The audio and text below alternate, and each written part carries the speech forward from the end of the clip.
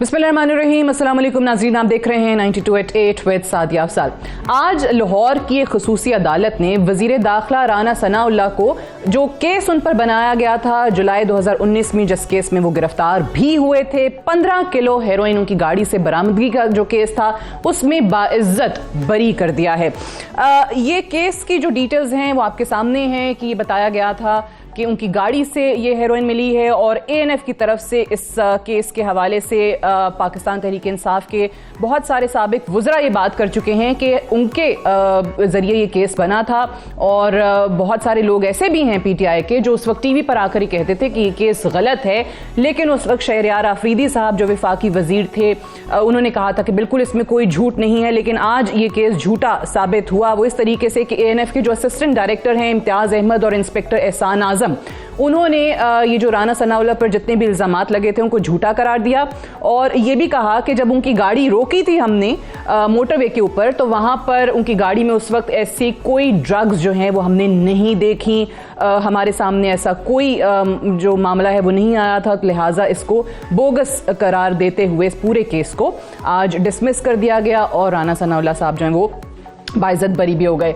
इस पे भी ज़रा बात करेंगे कि ये एक वाहिद केस नहीं है। दूसरी तरफ भी हम देखते हैं कि बहुत सारे केस हर सियासी जमात के हवाले से ऐसे बनते हैं जो कि सिर्फ हुकूमतों में आने के बाद ये सियासी जमातें पॉलिटिकल विक्टिमाइजेशन के तौर पर बनाती हैं। ये मामला अभी भी चल रहा है बहुत सारे केसेस के अंदर। अगर कोई जमात अपोजिशन में है तो उसके हवाले से केसेस बनाना नहायत ही आसान हो जाता है हुकूमत में बैठी जमात के लिए।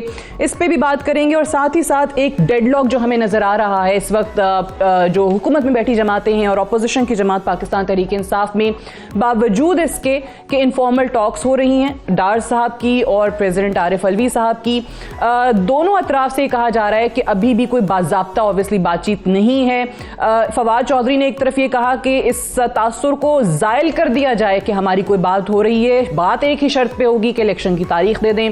दूसरी तरफ राना सनाउल्लाह ने फिर से कहा है कि बात अगर करनी है तो शराइत के बगैर आकर हमारे साथ बैठें।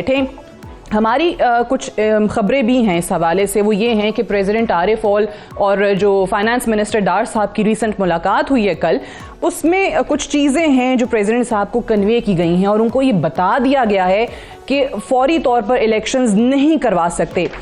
पहली वजह ये बताई गई कि जो मौजूदा मौशी हालात हैं उसमें फौरी इंतखाबात मुमकिन नहीं है, ख़ास तौर पे उस वक्त के जब ज़र मुबादला के ज़खायर जो हमारे फॉरेन एक्सचेंज रिजर्व्स हैं वो हमारे पास सिर्फ 1 महीने और चंद रोज़ के रह गए हैं, तो लिहाजा फौरी इलेक्शन कराना मुमकिन नहीं हो पाएगा। और दूसरी जो बड़ी वजह बताई गई है वो ये कि दहशतगर्दी के ख़िलाफ़ एक दोबारा बड़ा ऑपरेशन किया जा सकता है जिसके लिए रकम भी चाहिए, और अगर फौरी इलेक्शंस कराए गए तो आलमी मालियाती इदारे और जितने दोस्त ममालिक जिनकी इमदाद पर हम रिलाय करते आ रहे हैं बड़े अरसे से, वो इमदाद भी रुक जाएगी। और ये दहशतगर्दी के ख़िलाफ़ ऑपरेशन की खबरें क्यों आ रही हैं, वो इस ज़मन में आ रही हैं कि जो टेरर अटैक्स हैं पाकिस्तान में वो 1 साल के अंदर बहुत ज़्यादा बढ़ गए हैं, 52%, 52% जो हैं वो बढ़ गए हैं। और इसी हवाले से ये सोचा जा रहा है कि दहशतगर्दी के ख़िलाफ़ एक बार फिर से जंग का आगाज़ किया जा सके। अगर रवा साल के इब्तदाई 11 महीनों की हम बात करें तो टेररिस्ट की तरफ से 330 हमले किए गए हैं। ये हमले पहले जो पिछले साल के हमलों के मुकाबले में अगर इसका मवाजना किया जाए तो इसमें 24% इजाफा हुआ है। इसके नतीजे में होने वाली अमवात जो हैं वो भी 35% बढ़ी हैं। सो ये बात किस हद तक दुरुस्त है, क्या वाकई ये 2 असबाब के बायस फौरी इलेक्शंस कराना नामुमकिन हो जाएगा? दूसरी तरफ जो बार बार पाकिस्तान तहरीक इंसाफ को अब वो PDM जो कहती थी कि आप असम्बलियाँ तहलील करें और फौरी इलेक्शंस में जाएं, ये बातें आई कि वो चाहते नहीं हैं कि असम्बलियाँ तहलील हों, उसको रुकवाने की कोशिश की जाएगी। और अब PTI को ये कहा जा रहा है कि जी बिस्मिल्लाह करें, फौरी असम्बलियाँ तहलील करें, हम भी इलेक्शंस के लिए तैयार हैं। क्योंकि पाकिस्तान मुस्लिम लीग नवाज़ को ये लगता है कि चौधरी परवेज़ इलाही साहब जो हैं वो कभी नहीं मानेंगे इस बात पे। और आज चौधरी शुजात के जो साहबजादे हैं सालिक हुसैन साहब, उनकी लंदन में नवाज शरीफ से मुलाकात भी हुई है और ख़बरें हैं, अफवाहें हैं कि 6 अरकान पंजाब असम्बली जिनका ताल्लुक काफ लीग से है, उन्होंने नवाज शरीफ का PMLN का साथ देने का इंदिया भी दे दिया है। साथ ही साथ जनरल बाजवा को लेकर जो इमरान खान साहब ने एक बयान दिया था कि उन्होंने उनके साथ डबल गेम खेली है। पहले उसको रद्द किया मोनस इलाही ने, फिर रद्द किया परवेज इलाही ने, और आज पाकिस्तान तहरीक इंसाफ से ताल्लुक रखने वाले आज़ाद कश्मीर के वज़ीर आज़म सरदार इलियास तनवीर ने भी उसको गलत करार दे दिया है और कहा है कि जनरल बाजवा पर डबल गेम का इल्ज़ाम हकीकत के खिलाफ है। पीटीआई के अंदर के लोगों ने इमरान खान को फौज से लड़ाया है क्योंकि अंदर के लोगों की जो नज़र है वो पार्टी क़यादत पर है। तो ये चीज़ें क्या वाकई पाकिस्तान तहरीक इंसाफ के लिए आने वाले दिनों में उनके बयानिए को लेकर, उनके नैरेटिव को लेकर किसी किस्म का धचका पहुंचाएंगे? इस पर भी बात करेंगे। मेरे साथ इस्लामाबाद स्टूडियोज़ में पाकिस्तान तहरीक इंसाफ के सीनियर रहनुमा डॉक्टर इफ्तिखार दुरानी साहब मौजूद हैं, बहुत शुक्रिया दुरानी साहब। और हमारे साथ सरदार लतीफ़ खोसा साहब मौजूद हैं, पाकिस्तान पीपल्स पार्टी के सीनियर रहनुमा हैं, फॉर्मर गवर्नर पंजाब। खोसा साहब आपका भी बेहद शुक्रिया। पहले तो ज़रा दुरानी साहब यही बताइएगा कि ये राना सनाउल्लाह साहब वाला मामला, आज उनको बाइज्जत बरी कर दिया अदालत ने, ये भी आप देखते हैं कि NRO 2 है जो आप लोग आजकल कह रहे हैं कि जी NRO 2 फिर से हो रहे हैं और अब ये लाडले हो गए, या ये तो वो केस है जिस पे आपके अपने लोग कहते थे गलत है? बिस्मिल्लाहिर्रहमानिर्रहीम जी, राना साहब के बारे में हमने नहीं कहा हुआ। राना साहब के बारे में तो राना साहब की अपनी पार्टी के लोग जो कह रहे हैं, जो आबिद शेर अली के वालिद हैं शेर अली साहब, उन्हें कहा कि जी बंदे मारते रहे हैं, ये वो हैं, क्रिमिनल हैं। हमने नहीं कहा, फिर तहरीक इंसाफ ने नहीं कहा। अच्छा, इसमें जो केस है वो ANF ने किया। अच्छा, इसको मंतकी अंजाम तक पहुंचना चाहिए, ठीक है जी, क्योंकि एक अजीब सा खिलवाड़ हो पहुंचना चाहिए, मतलब आज पहुंच नहीं गया, नहीं बाइज्जत बरी हो गई, नहीं ऐसा नहीं पहुंचा। अच्छा, यहाँ ये रुकेगा नहीं, यहाँ से शुरू होना चाहिए। ये एक बहुत बड़ा खिलवाड़ हो रहा है जी। पाकिस्तान कोई भी रियासत जो होती है ना, वो चलती है इदारों पे एतमाद के साथ। जब रियासत में रियासत के शहरी बिलीव करते हैं और उनको एतमाद होता है रियासती इदारों में, एक रियासत का एग्जिस्टेंस का ये एक सिंगल पॉइंट है। जब आपके रियासती इदारों पे लोगों का एतमाद ख़त्म होना शुरू हो जाए इस तरह के फैसलों से, तो वो हमारे लिए सोच का मुकाम है। जिन लोगों ने वो मुकदमा दर्ज किया था उन पे आप इंक्वायरी करें। उन्हीं के आज ANF के उन्हीं के इदारे के असिस्टेंट डायरेक्टर्स और इंस्पेक्टर्स जो हैं वो कह रहे हैं बोगस था, हमने तो देखा ही नहीं ऐसा कोई तो वो साहब जिनको बोगस केस बनवाया गया, उस कल्प्रेट को या जो मुजरिम हैं उसको आइडेंटिफाई करना चाहिए।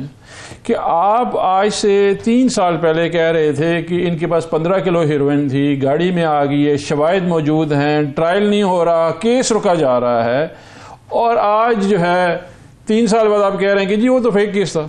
लेकिन मुझे ये जो इदारे जो गेट अवे है, लेकिन मुझे एक बात बताएं, चलें एक लम्हे को मानते हैं, ये ANF ने बनाया, आप लोगों को कन्वे कर दिया। अगर शहरयार आफरीदी ने जो उस वक्त के वजीर थे, उन्होंने, मेरी बात तो सुने ना, उन्होंने अगर खुद वो चीजें नहीं देखी थी तो फिर वो आके इतना बड़ा दावा कैसे कर सकते थे कि सब सही है, जान अल्लाह को देनी है? नहीं तो मुझे ये बताएं कि कैसे हो सकता है कि जी मैंने कुछ देखा नहीं और मैं कहूंगा, तो और मुझे ये नहीं देखें देखा विदाउट सीइंग दैट, वो कैसे कह सकते हैं? मतलब आप मुझे कहेंगे प्रेशर कर लें आगे, तो मैं कैसे प्रेशर करूंगा? मेरे पास एविडेंस नहीं है। And he saw that in Rana Sanaullah's car. Yes, ये बताया गया ना, जो उसको बताया गया उसने बोल दिया, उन्होंने तो आके केस रिपोर्ट किया। फर्क है ना, बताया गया बोल दिया में और खुद देखने में। देखा होगा ना, वेरीफाई किया होगा। वो तो मैंने Shahryar can explain it better कि जिसमें कैसा है। लेकिन मेरा जाती ख्याल ये है कि इसको यहाँ पे खत्म नहीं होना चाहिए, यहाँ से शुरू होना चाहिए। शुरू होना चाहिए उन इदारों की तमाम की जो है, आप इस वक्त एहतसाब करें। जब वो 3 साल पहले कहते हैं, प्रोसिक्यूशन आती है कहती जी केस तो बन गया जी, और वो 3 साल बाद वही प्रोसिक्यूशन आ कहती जी तो वो झूठ था जी। सही है, उनका एहतसाब बड़ा जरूरी है। ताकि लेकिन मुझे याद है उसने फवाद चौधरी ने भी आके कहा था कि ये भोंडा केस है और इसमें कोई जान नहीं है, नहीं बनना चाहिए, पॉलिटिकल विक्टिमाइजेशन। फवाद चौधरी का, मेरा, बाकी सबका अपना पॉइंट ऑफ व्यू हो सकता है। मैं जो ये कह रहा हूँ, शहरियों का एतमाद लेके आए इदारों में। इसका खिलवाड़ ना बनाएं, इनका मजाक ना बनाएं इदारों का। आप मजाक बना रहे हैं, 3 साल आप लोग प्रोग्राम करते रहे कि जी 15 किलो हेरोइन पकड़ी गई है।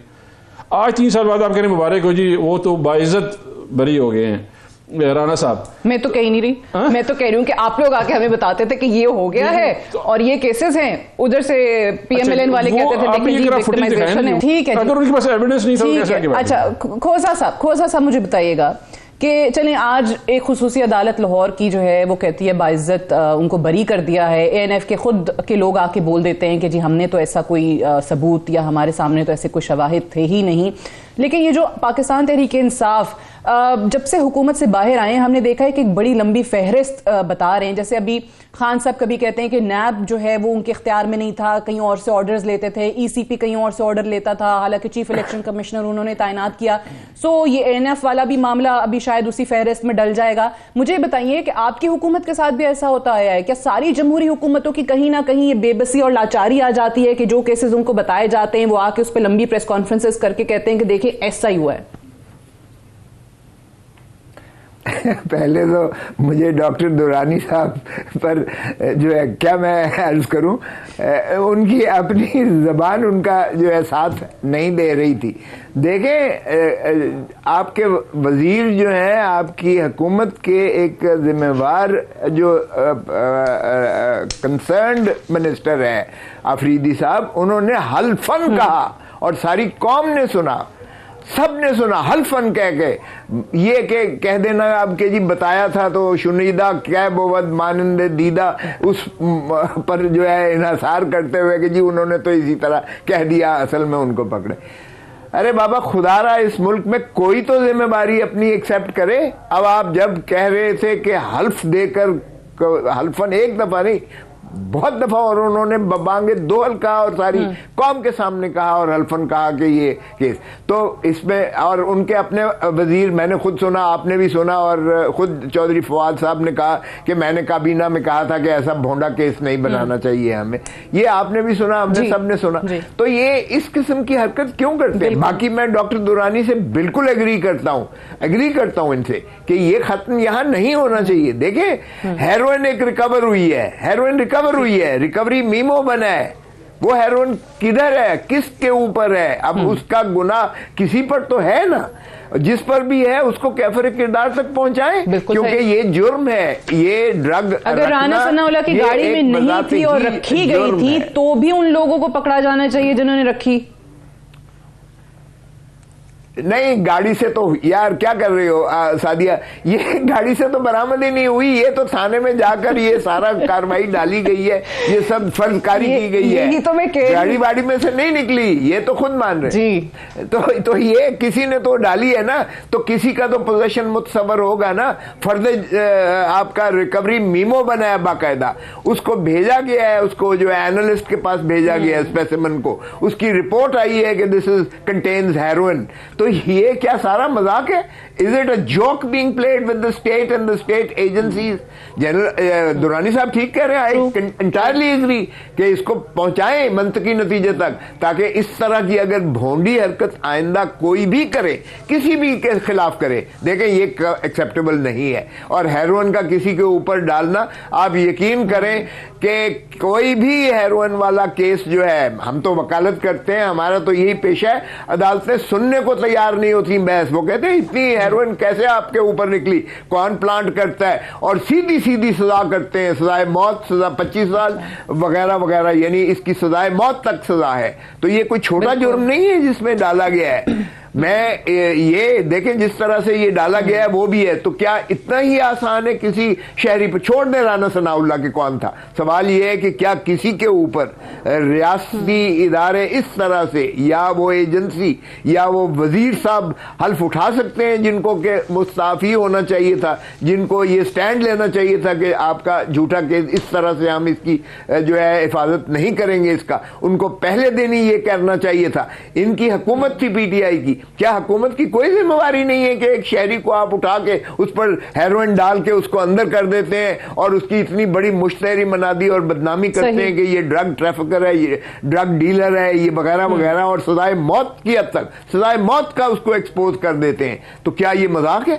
तो हुकूमत की कोई जिम्मेवारी नहीं होती। देखें, कभी तो खुदा अपनी जिम्मेवारी, सियासी इख्तलाफात, सियासी जमातों के आपस में इख्तलाफात होते हैं, वो अपनी जगह पे हो भी सकते हैं, बट सियासी इख्तलाफात के बावजूद, जाती पसंद नापसंद के बावजूद इस किस्म के केसेस को सपोर्ट नहीं किया जा सकता जहां पे गलत बयानी हो रही हो और झूठे केसेस हो। अभी तो हम राना सनाउल्लाह की बात कर रहे हैं ना, कि वो तो एक फॉर्मर उस टाइम पे मिनिस्टर थे, असर रसूख वाले शख्स थे, और आप सही कह रहे हैं कि फिर तो एक आम आदमी के साथ तो पता नहीं क्या क्या होता होगा, उस पर तो वैसे ही कत्ल भी पड़ जाते हैं, और ये होता है हमारे गाँव देहातों में तो बहुत होता है। दुरानी साहब, ये जो भी बात हुई है, मुझे बताइए कि अब जिस तरह आज भी अब उन केसेस पे आते हैं जिनको आप एनआरओ का या एनआरओ 2 का हिस्सा करार देते हैं, अब उस पे आज भी हम देख रहे थे कि खान साहब ने हिदायत की सोशल मीडिया पे उन केसेस को उजागर किया जाए, सुलेमान शहबाज की वापसी को लेके भी और सारी चीज़ों को सोशल मीडिया पे उजागर करना है आप अपनी, ठीक है, आपकी अपनी मीडिया की स्ट्रैटेजी है, बट आपको नहीं लगता कि ये वो केसेस हैं कि जिस पे जो अदालतों के फैसले आ गए हैं, दूसरी तरफ से आपको भी तनकीद का निशाना बनाया जाता है कि आपके अपने केसेस भी तो हैं जिसमें वो चीनी का इल्ज़ाम लगा, चीनी का बहरान पैदा हुआ, गंदुम का हुआ कि आपके लोग जो हैं वो अदालतों से रिलीफ लेते रहें। किस तरीके से इसको आप एनआरओ 1 एनआरओ 2 को जस्टिफाई करेंगे? वो मीडिया स्ट्रैटेजी क्या है? देखिए, बात यह है कि एक तो पहली बात है कि जो अभी आपका जो मेन स्ट्रीम मीडिया है ना जी, इसको बड़ा चैलेंज ये है कि इस वक्त एक सोशल मीडिया का पैराडाइम भी आ गया। बिल्कुल सही। जब सोशल मीडिया आ गया है तो ये तकरीबन 11 करोड़ लोग जर्नलिस्ट हैं पाकिस्तान में, और उनका अपना एक नुक्ता नज़र है, वो खुद देखते हैं, एवेलुएट करते हैं और पोजीशन कर रहे हैं और रिपोर्ट कर रहे हैं। और उसमें ज़रूरी नहीं कि सादिया अफजाल ही खबर देंगी, वो इफ्तिखार दुरानी रोड पे सोशल मीडिया पे जो है वो खबर देगा और लोगों को यकीन आ जाएगा। देखिए, ये जब रजीम चेंज शुरू हुआ ना जी, तो हमारे पास तकरीबन कोई 19 अरब डॉलर के करीब, 17.5 अरब डॉलर के करीब ज़खायर थे। अभी आप 7 अरब से भी नीचे आ गए हैं, 6 अरब के करीब आ गए, 6.5 के आप को 11-12 अरब डॉलर का यहाँ पे आपको खसारा हुआ। ठीक है। 1100 अरब रुपया जो है वो नैब से इन्होंने माफ़ कराया।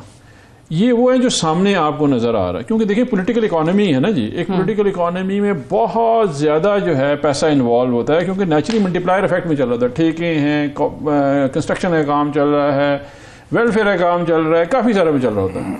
ये वो है जो ज़ाहिरी है, मतलब जिस तरह सिंध में गंदम चोरी होगी, वो चूहों ने खा ली, पता नहीं 40 अरब रुपए की गंदम दी खा ली उन्होंने, इस तरह की चीज़ें चल रही होती हैं और पब्लिक ने अपनी पोजीशनिंग ले ली है। मैंने जो पहले सेगमेंट में कहा था, अनफॉर्चुनेटली इस मुल्क में मैं बड़े दुख के साथ कहूँगा कि हमारे शहरियों का एतमाद इदारे खोना शुरू हो गए हैं। ऐसा नहीं हो सकता कि सन 1993 में मे फेयर अपार्टमेंट के ऊपर हमारे रहमान मलिक साहब ने पहली FIR की है नवाज शरीफ के ऊपर। अभी भले सरदार लतीफ़ खोसा साहब कहते रहे कि नहीं ये वो सादिक और अमीन हो गए हैं, अवाम ये मानने वाली नहीं है। आप टीवी पे ज़रूर डिबेट करें, आप पब्लिक में रेडियो वाले के पास चले जाएं, हमारे भाई जो कैमरे पे हैं उनसे पूछ लें, वो कहेंगे हाँ जी पैसे खा गए। ठीक है जी, इसमें आपने सिर्फ ये करना है कि पब्लिक को रिमाइंड करना है। हमारी टोटल कैंपेन है ही क्या जी? Rule of law. कि आप जो ताकतवर है ना इस मुल्क में हो क्या गया, ये 2 पाकिस्तान है, एक अशराफिया का पाकिस्तान है जो ताकतवर हैं, जिनके पास ताकत है और तमाम इदारे उनके मतहत है, ठीक है, और एक गरीब का पाकिस्तान है मेरी तरह का, कि जो गरीब बेचारा जो है भैंस चोरी पकड़ा गया उसको जमानत भी नहीं मिलती है। जो अमीर का है बंदा वो जो है मीडिया को भी हैंडल कर लेता है, मैनेज कर लेता है। अभी आप मुझे बताएं, हर केस में ना, हमें याद है हम जब हुकूमत में थे तो रोज़ के हिसाब से एक जो है ना तूफान आ जाता था। महंगाई है जी, बहुत बड़ी महंगाई है। खोसा साहब की पार्टी ने भी मार्च किया हमारे खिलाफ कि जी बड़ी महंगाई हो गई है। इस वक्त महंगाई पाकिस्तान की तारीख की बुलंद तरीन सतह पे है।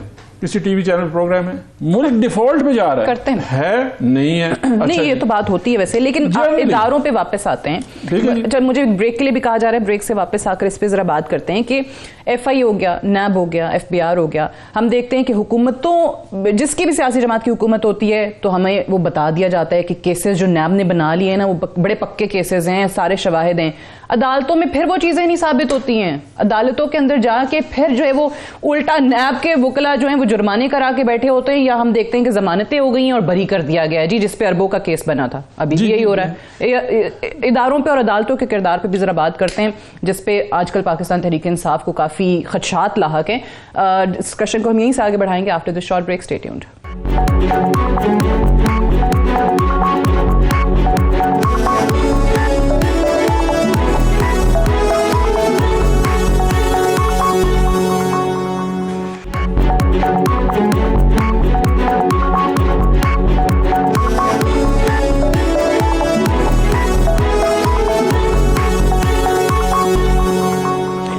वेलकम बैक प्रोग्राम में एक बार फिर से खुशामदीद। ब्रेक पे जाने से पहले हम इदारों के हवाले से बात कर रहे थे कि बहुत सारे इदारे किसी ना किसी हुकूमती जमात के असर रसूख के अंदर रहते हुए बहुत सारी ऐसे केसेस बना देते हैं, जिस तरह अभी हम नैब का जिक्र कर रहे थे, FI हो गया, FBR हो गया, CCP हो गया, जिसके हवाले से बहुत ज़्यादा माजी में हम किस्से सुनते आए हैं कि अपनी मर्जी के सरबराहान को लगा दिया जाता है और फिर उन्हीं की ईमा पर केसेस जो हैं वो सियासी मुखालफीन के खिलाफ बनते हैं, और वो इदारे जिनको हुकूमती जमातें जो हैं वो उनके अच्छे काम पर उस वक्त तारीफें कर रही होती हैं, ऑपोजिशन जो उन सब का शिकार होती हैं वो उनकी बुराइयां कर रहे होते हैं, तनकीद का निशाना बना रहे होते हैं, और जैसे ही हुकूमत चेंज होती है तो हम देखते हैं वो केसेस खत्म हो गए। दुरानी साहब इस पे बात करें तो मुझे पता है आप मजीद बात करना चाह रहे हैं। खोसा साहब का भी इस पे जरा कमेंट ले लें, फिर आप आगे बढ़ाइएगा बात को।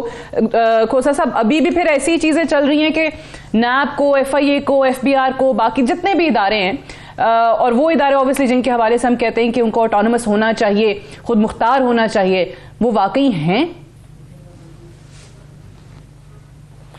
देखिए सादिया, यही बड़ी बदकिस्मती है। नैब को पॉलिटिकल इंजीनियरिंग के लिए इस्तेमाल किया जाता है रहा है, और हमने देखा कि एक नहीं है, सुप्रीम कोर्ट की बारहा जो है इस पर फैसला जात आए, और अदालत आलिया के भी बहुत सारे फैसले जात आए, और फिर एक चीफ जस्टिस ने जब नया एक जुडिशल सेशन शुरू होता है तो उसमें जो तकरीर उन्होंने की, जिसमें सारा जजेस की मौजूदगी में, और जिनका मुतसव्वर होता है कि सारा ये कोर्ट का ही एक व्यू जो चीफ जस्टिस के जरिए से वो बयान किया जा रहा है, उसमें भी उन्होंने इसको स्पेल आउट किया, और उन्होंने कहा कि तमाम स्टेक होल्डर्स को बैठकर, बहुत हो लिया इस मुल्क के साथ, तमाम स्टेक होल्डर्स को बैठकर इस पर संजीदगी से गौर करना चाहिए, और इदारों की तकरीम और ताज़ीम तभी होगी अगर उनको जो है काम करने दिया जाएगा, और वो बगैर किसी रॉ रियायत के, बगैर किसी कमी और काश्त और बगैर किसी सिफारिश के वो अपना फराइज मनसबी आइन और कानून के मुताबिक इंसाफ और ट्रांसपेरेंसी के साथ इस्तेमाल करेंगे, और यही हमारा अलमिया है। सो इसलिए मैं समझता हूं कि या पहले था या अब है। बिल्कुल भी आपकी बात से मैं मुत्तफिक हूं। पहले जब मोहतरम इमरान खान साहब ने जो 4.25 साल किए, आपने देख लिया किस तरह से तवातर से केस बने, और फिर उन्होंने खुद कहा कि मेरे बस में तो नहीं था, कोई और उसे कंट्रोल करता था, और फिर जब मैं उन्हें कहता था कि इसको सूरत से कीजिएगा, चूंकि उनका तो पहले आए ही वो इस बात पे थे कि मैं आते सारी 90 दिन के अंदर करोड़ों अरबों जो डॉलर है जो बाहर स्टैश किए हुए हैं करप्शन के ले जाकर जो वहां किए गए, मैं वो लाकर पाकिस्तान में वापस खजाने में डालूंगा और किसी को नहीं छोड़ूंगा, वगैरह वगैरह। वो उनका सारा एक बयानिया ही सारा इसी पर वो कर रहे थे। और फिर उन्होंने कहा कि मैं मानता हूं कि मैं इस मामले में मुकम्मल तौर पर फेल हो गया हूं, इसलिए कि मैं जो करना चाहता था अहदाफ हासिल न कर पाया, क्योंकि मेरे बस में नहीं था, कोई और इसे कंट्रोल कर रहा था। और बकौल उनके नज़र में करप्शन कोई मसला ही नहीं था। अब ये करप्शन तो एक ऐसी चीज़ है जो नासूर की तरह, घुन की तरह एक माशरे को, एक मुल्क को, उसको खा जाती है, उसको जो है बिल्कुल तबाह कर देती है। सो करप्शन पर तो कोई कॉम्प्रोमाइज़ होना ही नहीं चाहिए किसी सूरत में। लेकिन काश के सभी सियासतदान जो है ये पार्लियामान को बेवकत करने की बजाय पार्लियामान में इस पर संजीदगी से गौर करके एक ऐसा कानून लेकर आए जिसमें अक्रॉस द करप्शन एहतसाब का तरीका क्या होगा, इस पे बिल्कुल सही है, इस पे ज़ाहिर मुख्तलिफ आरा हैं। आप लोगों ने ऑन सो मेनी ओकेजन्स जी देखें, हमने तो अदालतों में बारहा कहा है, देखें करप्शन को कोई भी जस्टिफाई नहीं कर सकता। ये और बात है कि बदकिस्मती है हमारी, हम उन्हें करप्ट कहते हैं, वो हमें करप्ट कहते हैं। अब चोर कहना हमने एक दूसरे पर इतना ज्यादा कर दिया है कि अब कोई चीज बुरी ही नहीं लगती है। तो पहले तो ये है कि इस रवायत को ख़त्म करना चाहिए, इस रीत को ख़त्म करना चाहिए। एक बुराई को बुराई समझ के कहना चाहिए, और प्यार करो, लोगों से प्यार करो, मुल्क से प्यार करो, रियासत से प्यार करो, पाकिस्तान से प्यार करो, अगर आपको पाकिस्तान बाकी। लेकिन ऑब्वियसली ये अनफॉर्चुनेट है कि हम चोर डाकू करप्ट एक दूसरे को बेकार कर दिया है, कह रहे हैं कि एक दूसरे को बुरा भला कह रहे होते हैं, लेकिन असल तरीके क्या है करप्ट को सजा देने के? ठीक है। सादिया, कल ही हमने बल्कि इंटरनेशनल एंटी करप्शन डे जो है वो मनाया है, और ट्रांसपेरेंसी इंटरनेशनल ने कहा है पाकिस्तान में जो है वो करप्शन कम नहीं हुई है, वो बढ़ी ही है। और सबसे, हमने कल भी इस पर प्रोग्राम किया था कि जो सबसे ज्यादा करप्ट इदारा आया है वो पुलिस का महकमा आया है। बहरहाल दुरानी साहब, ये वाली बात जो खोसा साहब कह रहे हैं कि हुकूमत में आप लोग जस्टिफाई करते थे इन इदारों के इकदामात को, और अब आप कहते हैं कि हमारे तो इख्तियार में कुछ नहीं था। सबसे इंटरेस्टिंग तो कल था जबकि उन्होंने शहबाज शरीफ की तस्वीर लगी हुई थी एंटी करप्शन डे के ऊपर, और साथ ही उनका लंदन में फैसला भी एक जो है ना आउट ऑफ कोर्ट सेटलमेंट में थी। तो बड़ा सबसे बड़ा जो है ना एक मजाक कौम के साथ ये किया गया कि उनकी तस्वीर लगा के इश्तिहार रिलीज़ किया गया। सो वो माफ़ी आप कह रहे हैं आउट ऑफ कोर्ट सेटलमेंट का नतीजा है? देखिए, वो तो आउट ऑफ कोर्ट सेटलमेंट तो फैसला आ जाएगा ना, जो सबके सामने आ जाएगा कि उन्होंने जिस तरह पोजीशन किया, और तमाम मीडिया ने पोजीशन की, शायद उनको कोई बहुत बड़े सादे कर अमीन हो गए हैं। उन्होंने सिर्फ एक डिफेट के निकाला उससे, बाकी और वो स्टैंड कर रहे हैं अपनी स्टोरी पे कि और उसके उनके दामाद के ऊपर भी स्टैंड कर रहे हैं, जाके चेक करें। हाँ, वो एक चीज जो जिसका जिक्र किया गया है कि एक चीज भी दुरानी साहब ये भी तो देखें ना कि उस वक्त जो प्रेस कॉन्फ्रेंसेज में बताया गया था या जिनके साथ वो सहाफ़ी मिले थे, उस वक्त शहजाद अकबर साहब थे। शहजाद अकबर ने कहा था कि हमारे पास शवाहिद है, बुलाएंगे तो मैं वो जाके दे दूंगा। किधर गए शहजाद अकबर साहब? मैं जवाब देता हूँ। नैब के कवानीन अभी तब्दील हुए हैं, शहजाद अकबर के दौर में नहीं हुए। इस हुकूमत में इन्होंने सब ने मिलकर किया है। देखिए सादिया, ये जो है ना बेसिकली मीडिया इस वक्त क्या कर रहा है, मीडिया बड़े मजेदार तरीके से लोगों को कंफ्यूज कर रहे हैं जो लोग हो नहीं रहे हैं। आप अपने एतमाद खो रहे हैं। इस मुल्क की एक तारीख 2018 से पहले भी है जिसमें इमरान खान वज़ीर आज़म नहीं थे। ये एहतसाब कमीशन जो है ये नवाज शरीफ ने बनाया था खोसा साहब की पार्टी के खिलाफ। इनके जो पार्टी को चेयरमैन हैं उनको उन्होंने गिरफ्तार किया था और मनशियात में भी उनके ऊपर डाली हुई थी, और फिर उनको उन्होंने जेल में रखा। ठीक। फिर मुशर्रफ साहब आए, उन्होंने इसको अकाउंटेबिलिटी ब्यूरो बना दिया, और ये जो है नायब ऑर्डिनेंस लेके आ गए 1999 में। फिर इन दोनों को वो लगा दिया उन्होंने आगे। इन्होंने फिर एनआरओ कर दिया, पहला एनआरओ मुशर्रफ साहब के साथ मिलकर कर दिया उन्होंने, और आपस में इन्होंने एग्रीमेंट कर लिया, वो जो चार्टर ऑफ डेमोक्रेसी थी कि यार ठीक है पब्लिक के लिए हम कहेंगे, आपस में एक दूसरे को नहीं करेंगे। ये जितने भी केसेस हैं ये सारे इन्होंने एक दूसरे पे किए हुए हैं। हम तो 2018 में आए हैं। अच्छा, पूरे पाकिस्तान का जो 70 साल तारीख है 71 साल की, वो उठा के उन्होंने कहा इमरान खान की वजह से हो गया, विदाउट रियलाइजिंग कि 75 साल तो आप लोग हुकूमत में रहे हैं, आप लोगों की पार्टियां रही हैं, आप लोग ये काम करते रहे, तो इदारे बनाते ना आप लोग। आप सारा जिम्मा, मुझे याद है सादिया 2016 में ना जब ये पैनामा आ गया, हम गए सुप्रीम कोर्ट में केस लग गया है पैनामा का नवाज शरीफ के खिलाफ। तो जस्टिस खोसा ने पूछा, कमरुज़्ज़मान चौधरी साहब उस वक्त थे नैब के चेयरमैन थे, इन्होंने खत लिखना था एफबीआर ने ब्रिटिश वर्जिन आइलैंड को।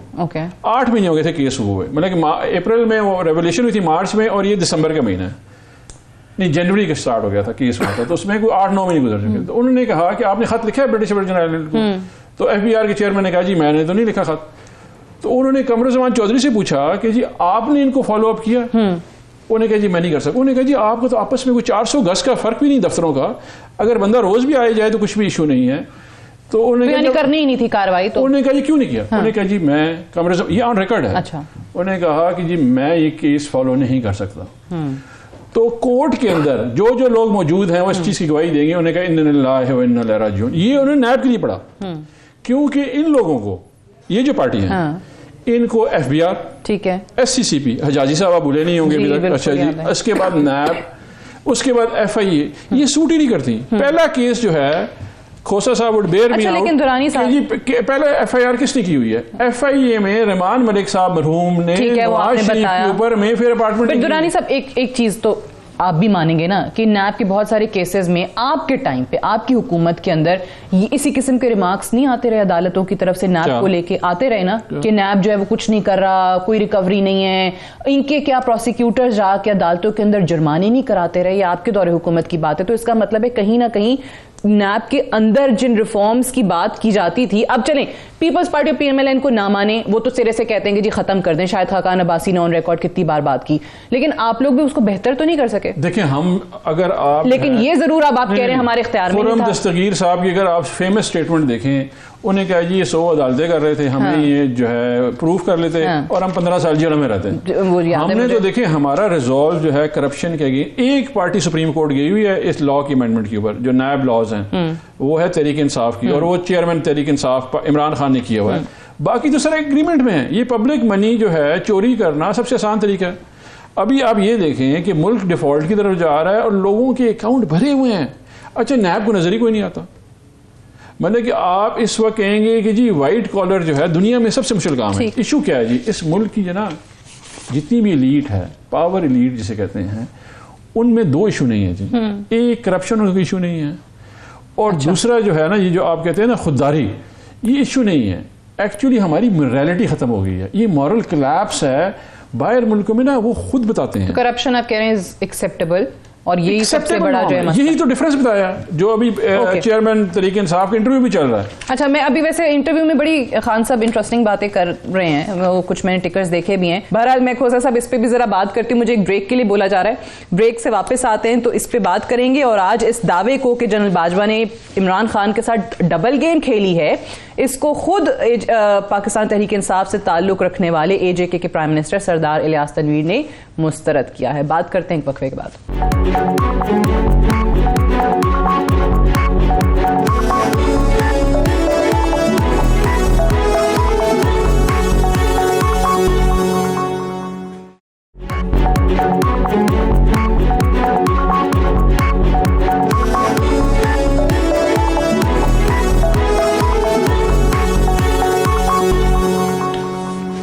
वेलकम बैक प्रोग्राम में एक बार फिर से खुशामदीद। ब्रेक पे जाने से पहले दुरानी साहब भी बात कर रहे थे कि जो मैशत की हालत है और जो आपके फॉरेन एक्सचेंज रिजर्व्स हैं वो किस तरीके से डिक्लाइन करते चले जा रहे हैं। खुद स्टेट बैंक की तरफ से स्टेटमेंट आया है कि $6.7 बिलियन जो हैं वो 4 साल में हम देख रहे हैं कि निचली तरीन सतह पर आ गए हैं आपके रिजर्व्स।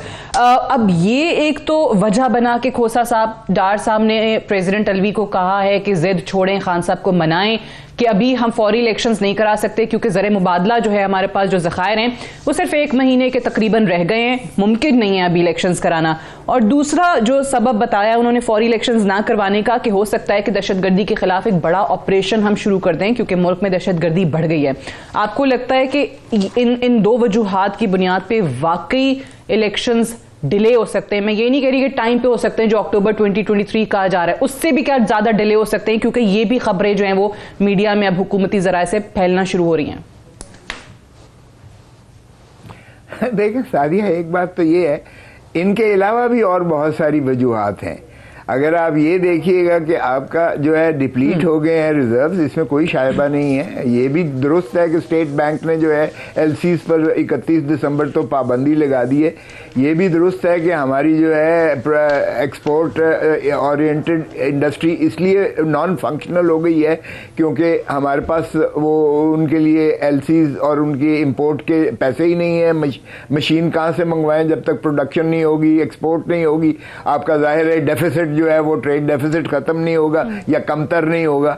तो इसलिए इसके अलावा भी अगर आप देखें तो 47 अरब एक इलेक्शन कमीशन ने मांगा और 20 अरब एडिशनल मांगा, यानी 70 करोड़ के करीब 70 अरब रुपया मांगा है उन्होंने, और उसमें से 5 अरब सिर्फ जो है अभी सैंक्शन किया गया है। अब मुझे बताएं 65 अरब जो है वो कहां से लाएंगे, और जबकि हमारा पहले ही जो है इतना ज्यादा हमारे ऊपर डिफरेंस है। फिर देखिए वो इलेक्शन कमीशन ने कहा है कि आपने नए सेंसस जो मर्दमशुमारी है आपको उस पर इलेक्शन कराना होंगे और उसमें 4 से 6 महीने लगेंगे। उसके बाद आपने हल्का बंदियां करवानी है। फिर आप देखेंगे 2 सूबे जो हैं आपके पानी में डूबे हुए हैं, वहां इलेक्शन मुमकिन ही नहीं है। अब क्या एक नंगी छत के नीचे लोग बिलक रहे हैं, अद्वियात नहीं है, बीमार हो रहे हैं, अशियाए खुर्दनी नहीं है, उनके पास जो है टेंट्स नहीं है, उनके पास जो है जिंदा रहने के लिए भी मुश्किल हो रहा है उनके लिए, आपको इलेक्शन के चौंचले पड़े। अच्छा, फिर देखिएगा EVM की बात हो रही है। EVM के लिए क्या ये जब तक बैठकर आप अमेंडमेंट कानून में नहीं करेंगे, EVM कैसे आ गया? फिर PTI का प्रॉब्लम ये है कि वो कहते हैं 1 करोड़ जो बाहर पाकिस्तानी है उसको हक के राहदरी दी जाए। हम भी चाहते हैं, लेकिन उसके मैकेनिज्म के लिए फिर आपको कानून में तरमीम करना पड़ेगी। वो भी कोई ये नहीं है कि आप असेंबली में जब तक नहीं आएंगे या आप नेगोशिएट नहीं करेंगे मिल बैठ कर।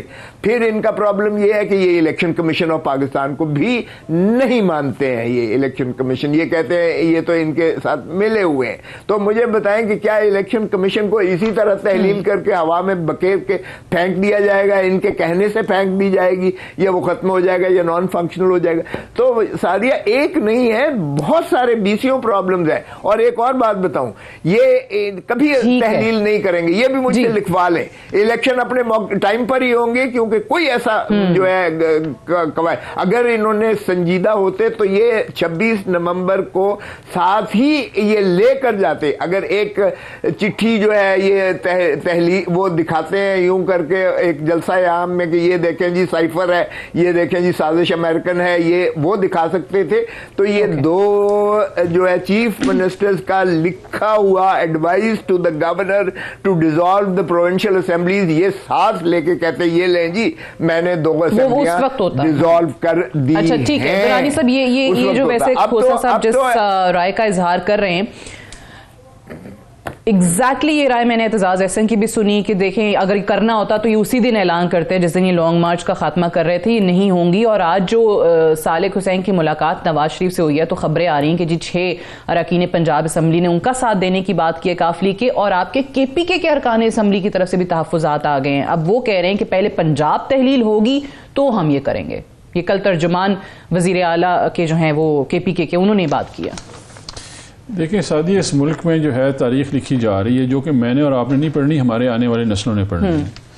इमरान खान का फ़र्ज़ है, उन्होंने अपने फ़र्ज़ के मुताबिक जब ये रजीम चेंज एक्सरसाइज शुरू हुई तो उस वक्त जो आर्मी चीफ थे जनरल बाजवा को कहा था कि इकॉनमी टेल स्पिन में जाएगी। I exactly remember the word tailspin उन्होंने यूज़ किया। और ये पहली दफ़ा हुआ कि आपने जो नेशनल सिक्योरिटी पॉलिसी थी उसमें आपने नेशनल सिक्योरिटी को इकनॉमिक सिक्योरिटी से हमारी गवर्नमेंट में लिंक किया गया था। वही हुआ आज, अभी आप फिगर पढ़ रहे हैं। क्यों कहा उन्होंने? उनको ये खौफ था कि शायद वो दोबारा नहीं गवर्नमेंट में आएंगे या नहीं आएंगे। उन्होंने अपना सियासी जो उनका जो बनता है हक बनता है उन्होंने पूरा किया। एज ए लीडर उन्होंने पोजीशन ली। आज भी तहरीक इंसाफ जो है वो पोजीशन ले रही है दोबारा, और वो बता रही है कि आप रीज़न निकालेंगे ना, जिस तरह खोसा साहब ने 15 रीज़न निकाल दिए हैं, मैं आपको 650 रीज़न दे सकता हूँ यहाँ पे टीवी पे कि ये इलेक्शन होने चाहिए। इसे कहते हैं कॉस्ट बेनिफिट एनालिसिस।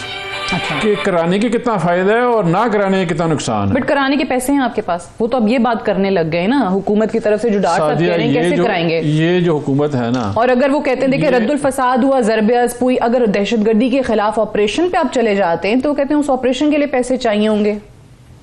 आप 2013 चले जाएं, अभी आपका ख्याल है दहशतगर्दी 2013 वाली है? नहीं है। तो 2013 में इलेक्शन हुए कि नहीं हुए? रोक दिए किसी ने इलेक्शन? नहीं रोके हैं। ठीक है जी। तो बलूचिस्तान में बाई इलेक्शन होते हैं, रोक दिए किसी ने? नहीं रोके हैं। या गिलगित बल्तिस्तान में किसी ने इलेक्शन रोक दिए? नहीं रोके हैं। बट उस वक्त अभी तो कह रहे पैसे ही नहीं है। डार साहब की बकौल, सारा दिन कतर फुटबॉल खेलने देखने चले जाते हैं ये लोग। 150 बंदा लेके चीन पहुंच जाते हैं, बेहतरीन महंगे होटलों में अमेरिका में रहते हैं। उस वक्त तो इनके पास सारे पैसे मौजूद हैं। देखिए अगर आप जो है हीले बहाने करें तो ठीक है, जब हीले बहाने ना कर रहे हो और मुल्क का सोच रहे हो, देखिए ये सोच रहे हैं ज़ात का। मैं जेन्युइनली आपको बताऊं, ये पाकिस्तानी कौम को पता है कि ज़ात के लिए सोच रहे हैं। ये ज़ाती मफाद के लिए सियासी जो इनकी पोजीशनें हैं, ओहदे हुकूमती, उसको फ़ायदा उठाने के लिए इस वक्त ये आए हुए हैं। ये बिल्कुल पाकिस्तान का नहीं सोच रहे हैं। इस मुल्क, इस दुनिया में अगर आप देखें बड़े बड़े ताकतवर मुल्क जो है इकोनॉमिक कोलैप्स का शिकार हुए हैं। Russia is the biggest example. ठीक है। अच्छा, इराक की 7.5 लाख फौज थी, स्टैंडिंग आर्मी थी, 432 जहाज थे सद्दाम के पास। वो फूड फॉर ऑयल प्रोग्राम में डाल दिया अमेरिका ने उनको जंग के बाद। 12 साल के बाद वो कोलैप्स कर गए, अभी भी कोलैप्स है वो। ठीक है जी। इसी तरह आप देखें one of the richest country Libya collapse कर गया। ठीक है जी। आप लोग देखिए हमारी जो है ये तारीख भरी पड़ी हुई है, हमें सबक सीखना चाहिए। ये तो कह रहे हैं कि अगर 10 रीजंस इलेक्शंस ना कराने के हैं तो उससे ज्यादा आप कह रहे हैं फौरी इलेक्शंस करवाने के हैं। और सादिया देखो इस वक्त जो देखें सबसे इंपॉर्टेंट चीज क्या है, पब्लिक जो है वो पब्लिक और इंटरनेशनली दोनों एक ही चीज हुई है। इंटरनेशनली इनकी कोई क्रेडिबिलिटी नहीं है। ठीक है जी। आप किसी मुल्क से पूछने को कहेंगे यार सबसे इनक्रेडिबल जो गवर्नमेंट इस वक्त लगी हुई है, ठीक है, कोई इनकी क्रेडिबिलिटी नहीं है। आप आवाम से पूछ लें जाके, ये लोग बाहर जाके देख लें, लोगों से मिलें, जरा बातचीत करें, इनको पता चल जाएगा कि क्रेडिबिलिटी नहीं है। ठीक है। जब आपके पास क्रेडिबिलिटी नहीं है, लेजिटिमेसी नहीं है, तो आप क्यों रोक रहे हैं उसको? अच्छा, एक सवाल मुझे खोसा साहब से करना है। एक जो है हम जमहूरी लोग हैं और जमहूरियत में जमहूर है ये वहाँ, ठीक है, हमें खौफ क्या जाने का। ठीक है। अच्छा मुझे खोसा साहब एक क्विकली, क्योंकि आपके बहुत सारे लोग जब एक बात कर रहे होते हैं तो आप की तरफ से ऐसी राय आई, जिस तरह गवर्नर आज के हवाले से आपने कहा था कि ये गलत होगा और सुप्रीम कोर्ट जो है उड़ा के रख देगी ये मामला अगर वहाँ गवर्नर्स रूल की तरफ जाते हैं। इसी तरीके से जो बात आजकल चल रही है कि यही जो चीजें, जो रीजंस आपने बताए हैं, 232 आर्टिकल आइन का सब आर्टिकल 6 जो इमरजेंसी प्रोविजंस हैं उसको क्या इन्वोक किया जा सकता है, जिसके तहत बात ये कर रहे हैं कि जी अगर सैलाब है, पैसे नहीं है, दहशतगर्दी बढ़ गई है, तो हम जो है वो 5 साल की जो नेशनल असेंबली की टर्म होती है उसको बढ़ा के 1 साल तक बढ़ाया जा सकता है। क्या ये भी पॉसिबिलिटी है? देखिए आइन में तो इस चीज़ का बिल्कुल है, मौजूद है ये आइन में, और सवाल ये पैदा होता है कि क्या वो अवामिल जो हैं वाकई ही एग्जिस्ट करते हैं, ये क्वेश्चन ऑफ फैक्ट है। इस पर मैं आप जितनी बहस कर लें, इस जानिब से कर लें, उस जानिब से कर लें, दोनों आरा हो सकती हैं, लेकिन आइन में ये चीज़ मौजूद है, क्योंकि रियासत को बचाना पहले अव्वलीन फर्ज है। रियासत है तो हम सब हैं, आइन है, किताब है, हर चीज़ है। अगर रियासत ही जो है कोले खा रही है, खतरे में है, उसका वजूद जो है खतरे में है, तो आप क्या समझते हैं कि ये कागज के पुर्जे जो है आपको बचाएंगे? तो आइन को खुदारा मुकद्दस मुतसव्वुर कीजिएगा, बचाएं। बहुत बहुत शुक्रिया सरदार लतीफ खोसा साहब, डॉक्टर इफ्तिखार दुरानी साहब प्रोग्राम में ज्वाइन करने के लिए। That's all for tonight, I will see you tomorrow इंशाल्लाह। इजाजत दीजिए, खुदा हाफिज।